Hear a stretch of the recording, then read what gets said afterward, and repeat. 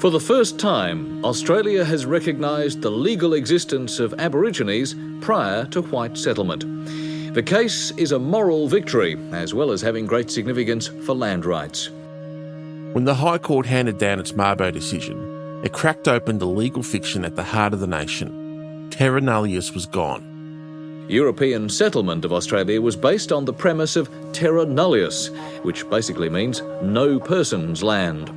Now, more than 2 centuries later, the High Court has recognised there were people here and their descendants have rights. For John Howard, then in opposition, it provided an opportunity. He framed the moment not as a correction, but as a threat. A story was spun to suburban and regional Australia. Your backyard, your lease, your livelihood was suddenly all under threat. Today, the High Court in Canberra ruled the Meriam people are entitled to possession, occupation, use and enjoyment of the island, effectively recognising their native title. Then came Wick, a ruling that said native title could coexist with pastoral leases, not override them, not seize them, but sit alongside them. It was legally cautious but politically explosive, and Howard stepped into that space. Good evening. Tonight I'd like to talk to you about striking a fair and decent balance in this very difficult debate about WIC or native title. You all know this. Author and political commentator Amy Remekis has spent months tracing the threads of Howard's legacy, not just the policies, but the narratives that made them possible. So he used the Mabo decision to essentially say that white Australia, your rights are under attack. And then there was a High Court decision known as WIC.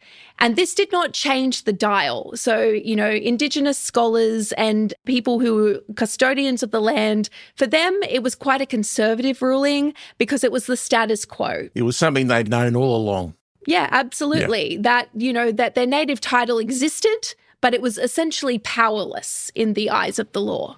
You can't interfere with or vet what would be regarded by farmers as the normal day-to-day operation and development of their property. And John Howard took that in the place that Australia was at that particular point, with Pauline Hanson running around claiming Indigenous people were getting free houses and free education and more in Centrelink benefits and all of this other bullshit. He took that around that same time to say that the WIC decision essentially meant that about 70% of Australia was now up for grabs. Let me just show your viewers that this shows 78% of the land mass of Australia coloured brown on this map. And he went on national television and he held up a map that had been shaded and said, all of this is now potentially in doubt. Now, the Labor Party and the Democrats are effectively saying that the Aboriginal people of Australia should have the potential right of veto over further development of 78% of the land mass of Australia. And it was a huge flashpoint for Australian cultural relations because suddenly people were scared that Indigenous people could come and claim their backyard. And it was never true. It's not what the High Court said. There was no element of truth or respectability in it. But John Howard used the resulting scare campaign, which he was inflaming, to essentially try to crack down on any type of Indigenous reconciliation or growing Indigenous rights beyond what he was comfortable with. For John Howard, the real battle was over the nation's conscience. He dismissed what he called the black armband view of history and described the violence and dispossession of the past as mere blemishes on an otherwise proud national story. He refused to apologise to the stolen generations, rejecting the idea that the nation owed a moral debt. In its place, he chose pride over reckoning and ideology over truth. I'm Daniel James, and you're listening to 7am. This is The Howard Effect, a 3-part series from 7am marking 30 years since John Howard's ascent to power. Episode 3. Who Belongs?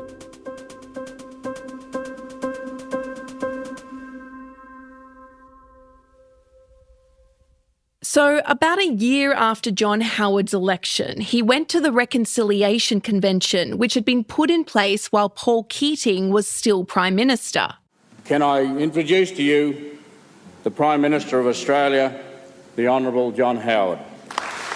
And he wanted them to know that there was a new leader in town and that this new leader had a very different idea about Australia's history and what reconciliation actually meant. And what he believed it to mean was that white Australia did not have anything to reconcile.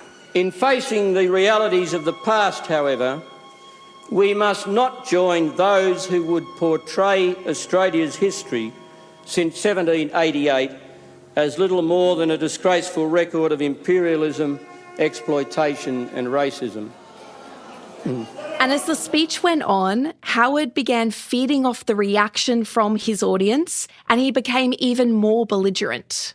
Such a portrayal is a gross distortion, and it deliberately neglects the overall story of great Australian achievement that is there in our history to be told, and such an approach will be repudiated by the overwhelming majority of Australians who are proud of what this country has achieved, although inevitably acknowledging the blemishes in its past history.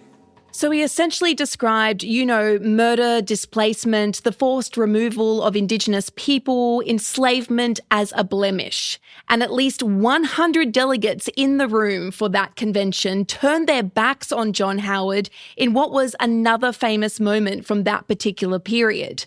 And John Howard probably could not have been happier that they did that, because to him, he immediately knew how he could weaponize this and show white Australia all of these battlers that he had panicked into thinking that their backyards and their homes were now at risk of being, taken from native title, that Indigenous Australians were being so unreasonable by this very common sense approach of just getting on with it and just moving on. Why was he so resistant to the idea of an apology to the stolen generations and the overall use of language when it came to reconciliation? Part of the reason he was so resistant to an apology was because he was worried about legal consequences, that if he had said sorry on behalf of the nation, that would open up the nation to compensation claims.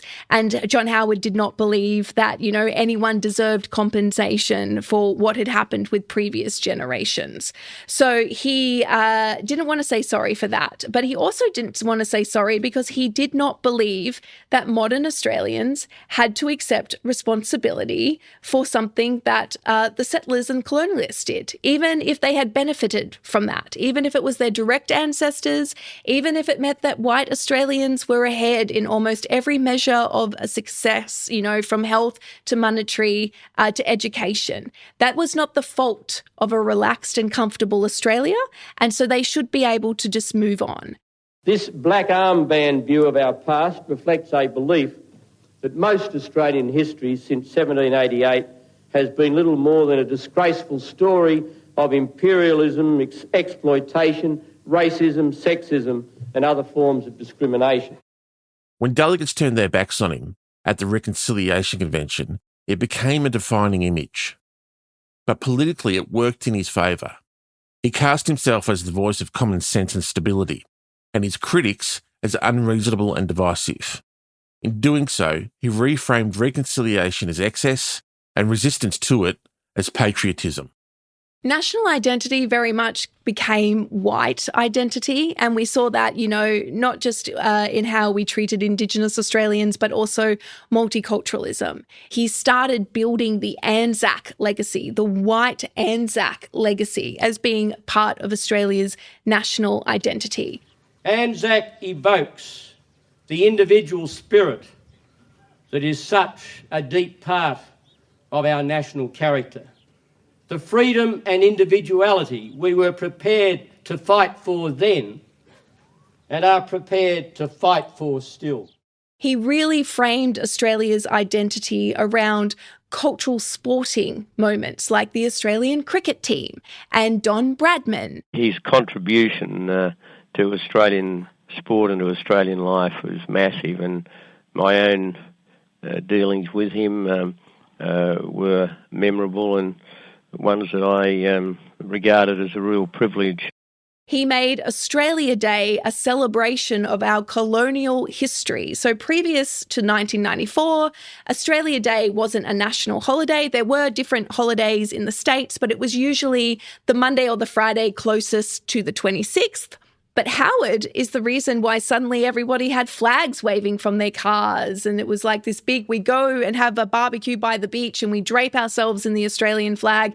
And we talk about how bloody great it is to be an Australian. And what he meant by that was a white Australian. Listen, Australia Day is your chance to say thanks for beaches, Lamington drives, Kylie, and our democratic right to give dead arms.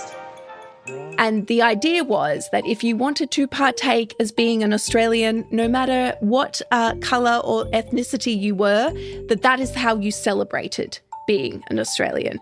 You could not acknowledge what was happening for Indigenous Australia. You could not acknowledge different cultures. There was one way to be an Australian, and Howard made sure that it was the dominant way in terms of how conservatives discussed this particular culture war. Coming up, how 9/11 supercharged the politics of division and reinvigorated a flailing John Howard.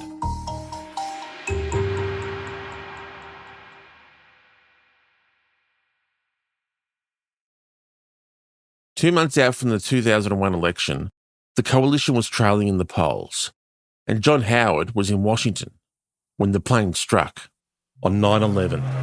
This just in, you are looking at obviously a very disturbing live shot there. That is the World Trade Center, and we have unconfirmed reports this morning that a plane has crashed into one of the towers. From his hotel near the White House, he watched the towers fall on television and saw smoke rising from the Pentagon after it was hit a mere 5 kilometres away. Associated Press is reporting that it was a plane that crashed at the Pentagon, and the Pentagon is being evacuated. There is a large In that moment of global shock, Howard found the frame that would define the campaign: security, borders, strength, and the politics of who Australians could trust and who they should fear.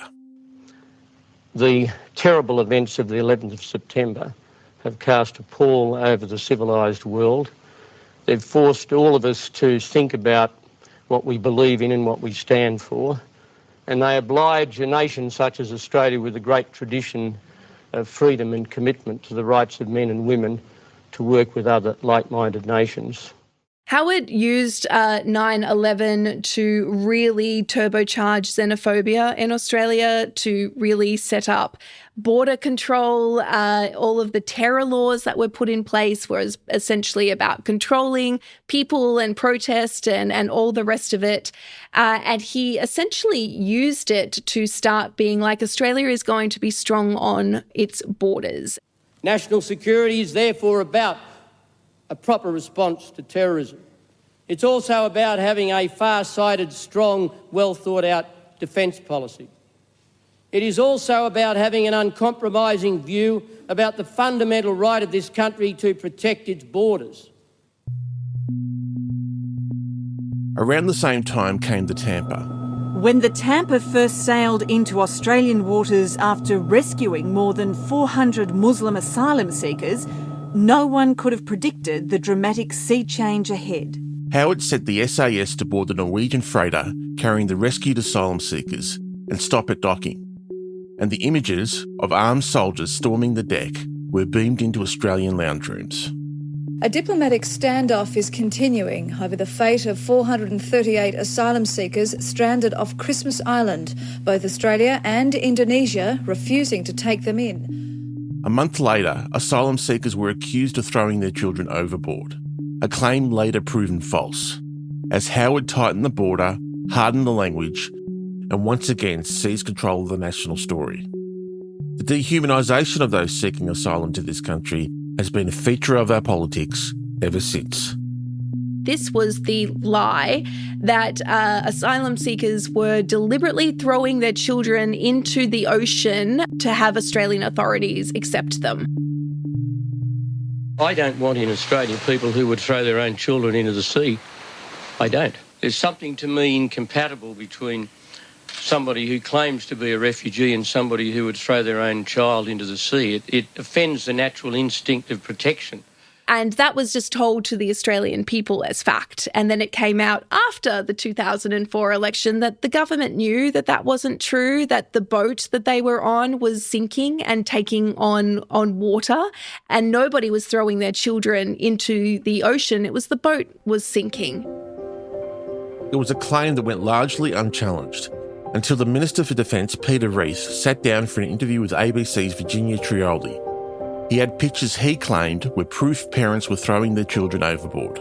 Mr. Reith, there's nothing in this photo that indicates these people either jumped or were thrown. You're now questioning the veracity of what is being said. Those photos are produced as evidence of the fact that there were people in the water. These photos show absolutely without question whatsoever that there were children in the water. Hang on yes, a minute. well, let me just answer one thing at a time, because people are making exaggerated and very unfair claims. But you're moving the question onto something else. The question was always, were they thrown I'm answering the question. I'm answering it fully.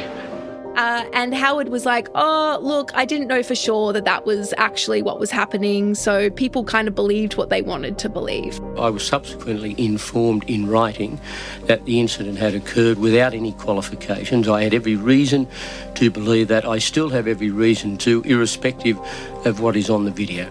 And I don't think people who don't know about it or haven't read about it or weren't there understand what a flashpoint Tampa was when Australia said no to asylum seekers wanting to come in on a freighter who had rescued them from almost certain death in the ocean.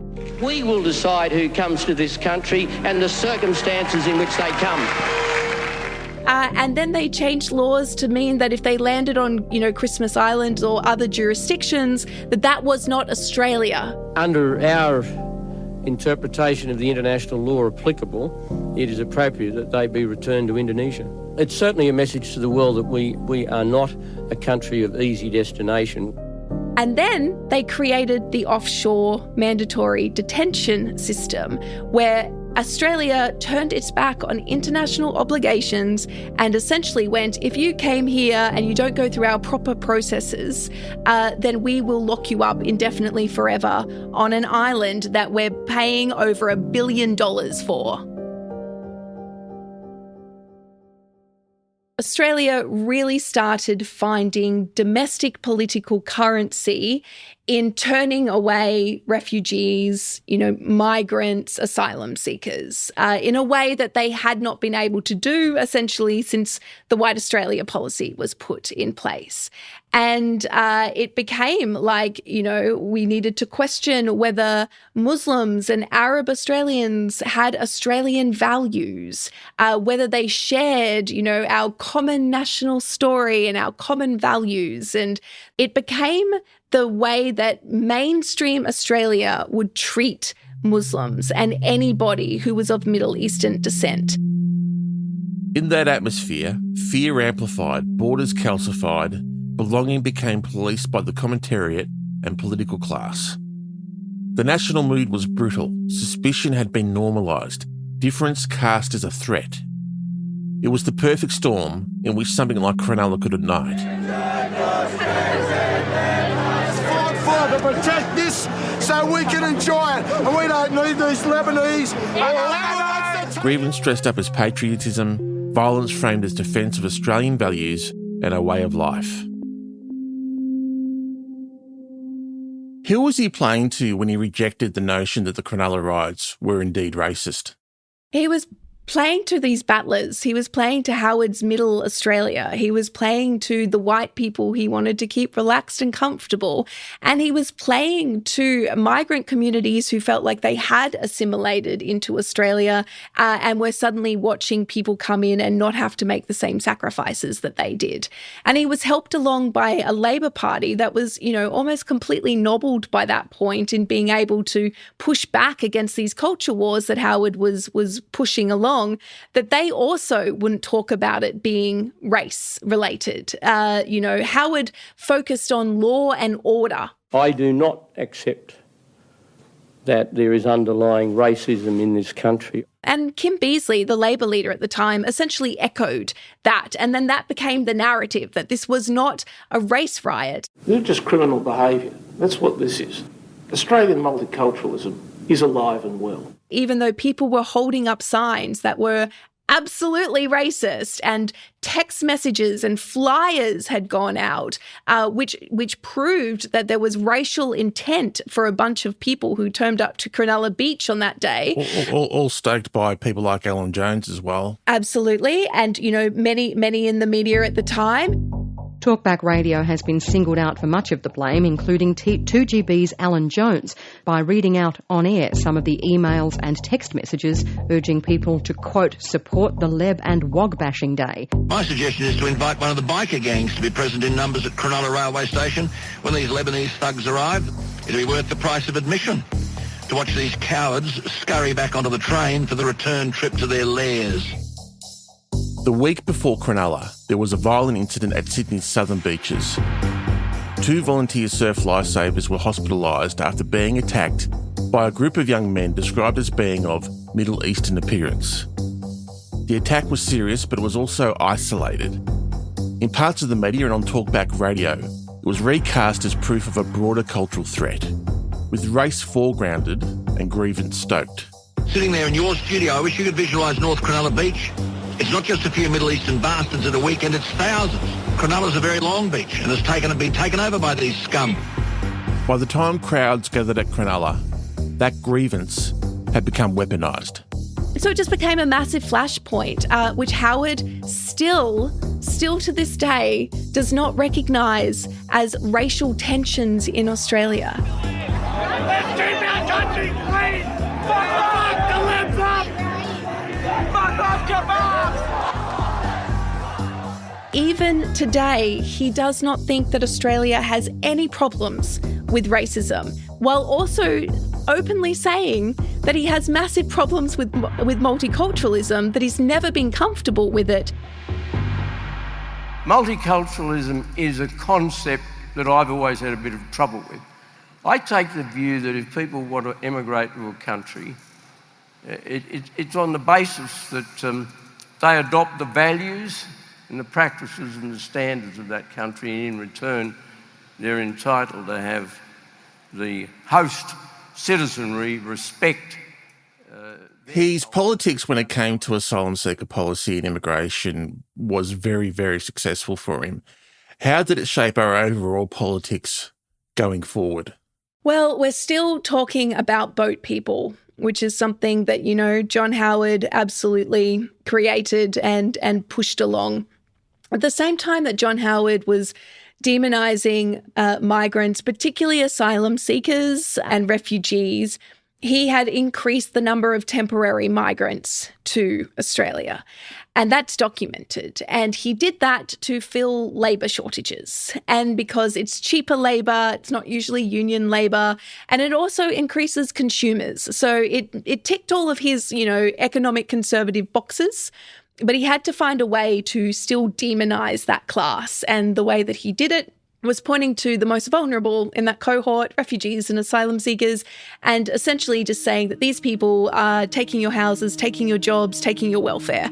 And now we have a new opposition leader in Angus Taylor, who's basing his entire premise on wanting to protect Australian values and protect Australia's way of life, which again is just a signal to people who are worried about migration that Angus Taylor is going to start cracking down in line with what Pauline Hanson is offering.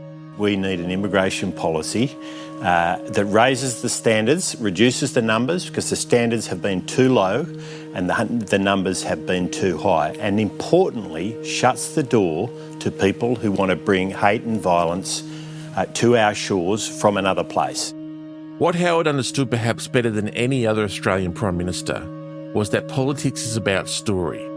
Who belongs, who threatens, who works hard, who gets ahead. He didn't just win elections, he redrew the emotional map of the country. We are still speaking his language, We still reduce human lives to boat people, still treat borders as more urgent than belonging, still cast housing, welfare and migration as zero-sum contests between battlers and outsiders. Even when governments change, the Howard frame remains. The question is there enough courage in our political system to move beyond the politics of fear? To move beyond the Howard effect? It can be done. It's just going to take bravery, you know, on behalf of Australia's politicians and on behalf of voters who need to look a little bit beyond the headlines or what they're being fed by politicians who want to try and keep them relaxed and comfortable and blaming others so they're not actually looking at where the fault lies. And I think when you look at the modern Liberal Party, you can see the result of John Howard's style of politics. John Howard didn't only set the country onto the course it is now, he set the Liberal Party onto the course that it is now. We didn't just lose. We got smashed. This is a catastrophic defeat for the Liberal Party. They're a rump. Liberal Party is in post-mortem mode today after an extraordinary election. Coalition supporters plunged to a record low while Pauline Hanson's One Nation party is streaming ahead in the polls. And voters are turning against the Liberal Party. But they're turning towards a bigger disruption in One Nation. And a lot of that is because they feel failed by the political system and they're not being offered not only the hope, but the material changes that would give them hope that the future is going to be better. So I think for it to change, we need to actually reconcile what John Howard did to Australia and then have politicians that are brave enough to break that mould. And Labor has the power to change all of that. Voters have the power to change that by pushing their government on these very key basic necessities of housing, addressing inequality, addressing the fact that our public safety nets in health and education and social security have been completely destroyed by the last 30 years of baked-in Howard policies. But I think we're still afraid of that change. And until we actually just go, enough, there is another way, and our politicians are brave enough to push forward in that direction, I think we're going to be living with the consequences of John Howard's Australia for quite some time. Amy, thanks for your time. And thank you for having me.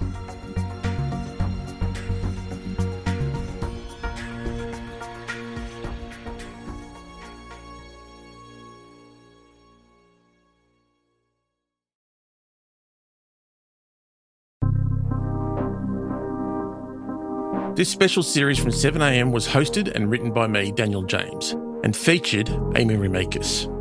It was produced by Chris Dangate, Zoltan Vecho and Crystal Colour. Mixing was by Travis Evans with additional support from Atticus Bastow and Ariel Richards. Original music was written and performed by Zoltan Vecho.